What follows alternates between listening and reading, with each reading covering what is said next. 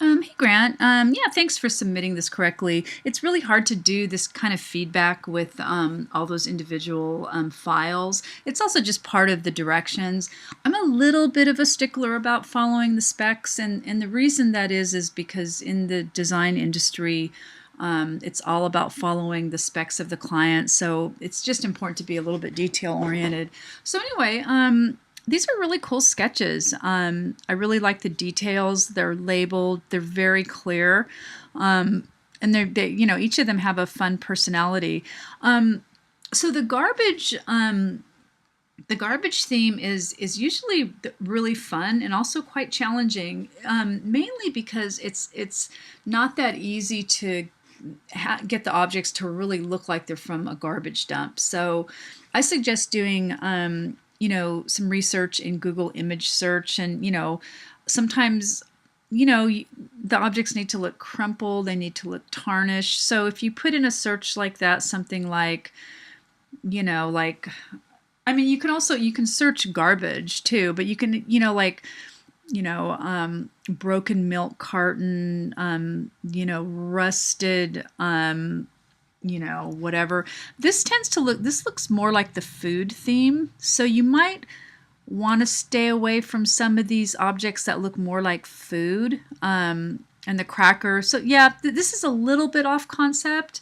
Most of these also are really food oriented. So you might want to either do the food guy, or you might want to spend some time just doing a little bit of research on the garbage theme. Let me see if I can find you a past student work with that. Just a second.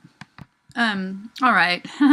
So, he really struggled with this, and he changed the title, which he shouldn't have, just because, again, following spec. So the garbage can looks great, and so does the light. And this also looks kind of crumpled, but overall the doll leg and this pizza cutter and the foot they don't really look like garbage. He did get a pretty good score, mostly because he really did a great job with this background and so on. So you really want to make things look like they're from the garbage dump. So again, another option is to do the food one, because all of your objects are food anyway. So you might want, or I would do the garbage, but just look for different objects. So, okay, so this is my favorite thing to do, which is Google image search, because you can do a lot of research.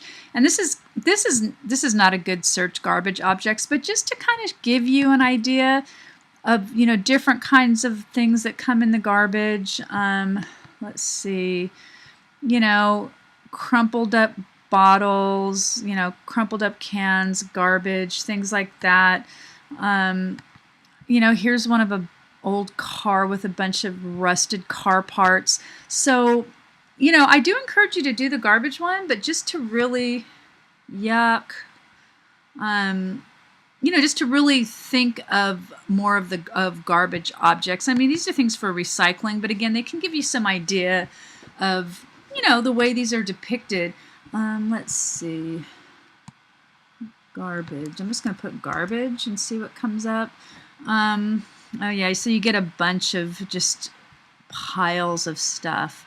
Yeah, this is kind of hard to look through, but no, that just looks like a texture. So again, anyway, you can do research like this. Garbage items.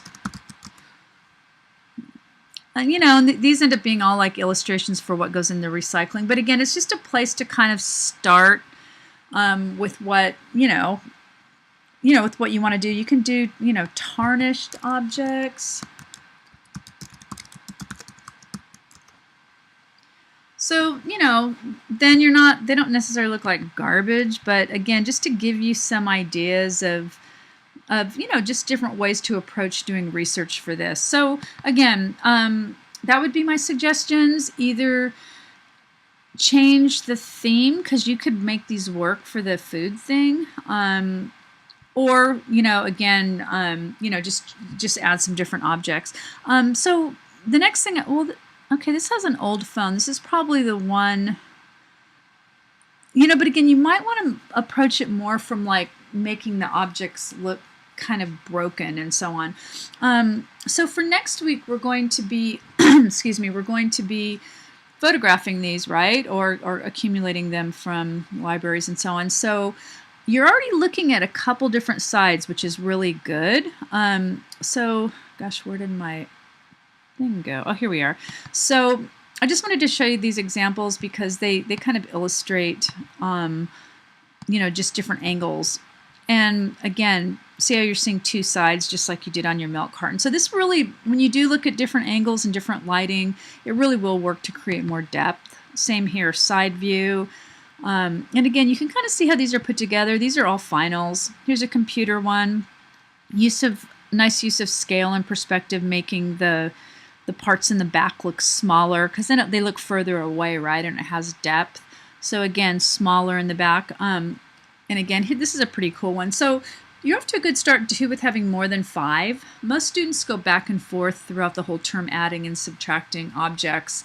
I mean, the idea is to just try to create something that's really creative and interesting, for your portfolio, because you don't want to just demonstrate your Photoshop skills. You also want to demonstrate your creative and conceptual skills. Here's a food one. So you can kind of see how they approach the food guy. Here's another computer one. So anyway, that's kind of my feedback. Either way, and again, you're not going to use any kind of human eyes or anything like that. Everything has to be garbage, so you're not going to have any eyes. That's just another thing I wanted to point out as well.